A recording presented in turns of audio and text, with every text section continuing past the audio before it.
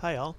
Along the northern edge of Caelid, when you find the Minor Erdtree, there is a dungeon, the Minor Erdtree Catacombs. If you've already fought the Minor Erdtree, there's no way you can miss it. I'll talk about that boss fight in a different video.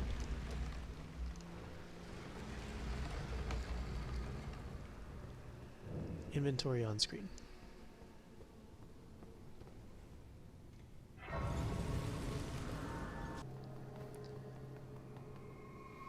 As you enter the dungeon, there's a first obvious enemy hanging from the ceiling. This is going to be common in this particular dungeon. Walk forward, elevator, nothing special. So, heading onward. Checking all over the place for hidden ambushes. This is a pool of rot. You know there's got to be an ambush here. Turns out there's a bunch of slimes. After you take care of them, bleed was my preferred method. Then you can pick up all of the goodies, but it's basically a dead end. There are about 6 or 7 slimes and a couple bomb throwers. So be prepared for all of those if you want to get these grave glovewards. Heading back the other way, you run into the same normal enemies that you do in every dungeon.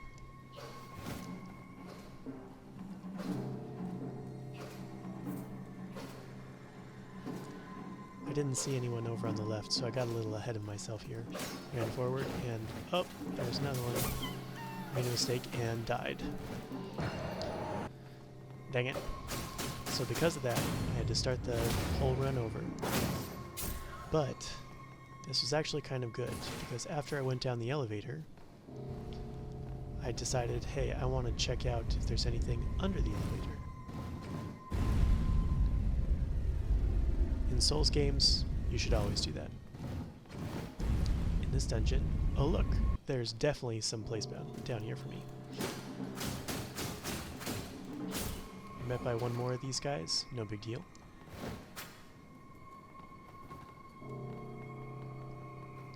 Oh goody, more rot. I went ahead and just ran by the slimes. No reason to fight every single one of them, unless you need runes. Started with the door on the right. Seemed like right wall strats might be the way to go here. In this room, I saw a bunch of crabs, and I was like, this has got to be a trap, right? Well, turns out it's not. It's literally just crabs.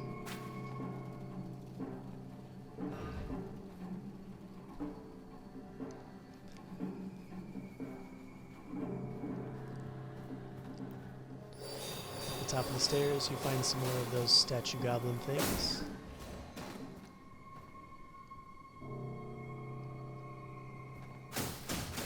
Just checking my corners here. One of these days, one of those things is going to be a secret.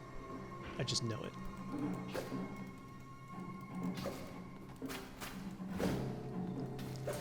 Me and the goblin decide to dance for a while.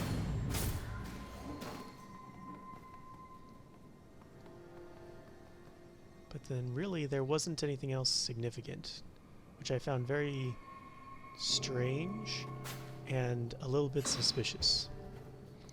You do find an imp head here. And we're back to the room with the bomb throwers, but still no lever. Suspicious.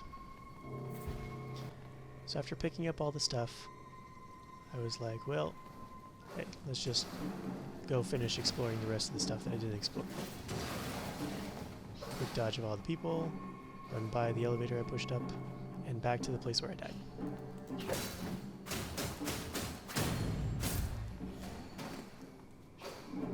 Be a little bit more careful this time. Also biff it with the magic, as you know, like you do.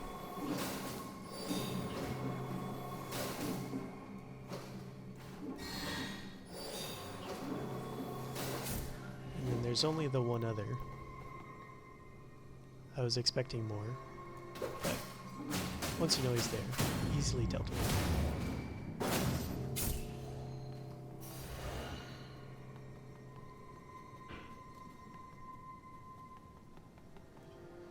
Aha, lever. One last guy to deal with, and then the boss is open.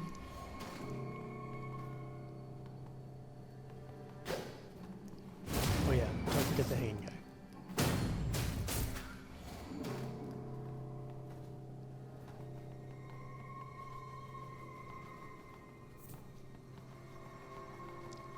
So now back to find that boss door.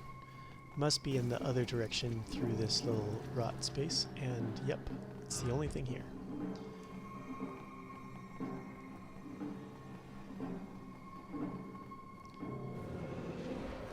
Here you'll find 2 Erdtree burial watchdogs. This requires a lot of dodging, but they aren't particularly complicated enemies. You've probably seen them once or twice before.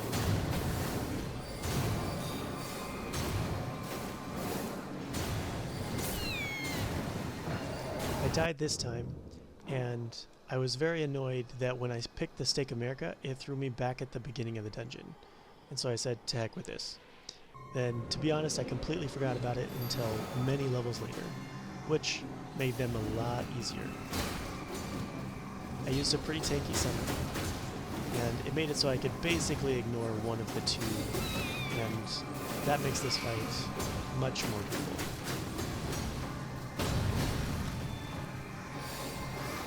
Make sure you check on the other one, whichever the other one is periodically. Especially if your summon is a little bit weaker.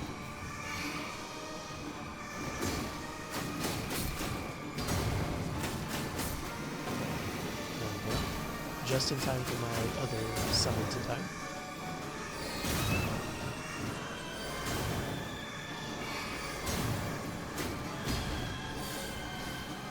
For the magic, if you roll towards the cat, it will dodge all of it, whereas if you roll sideways or backwards, the side beams tend to hit you just a little bit later than the main ones.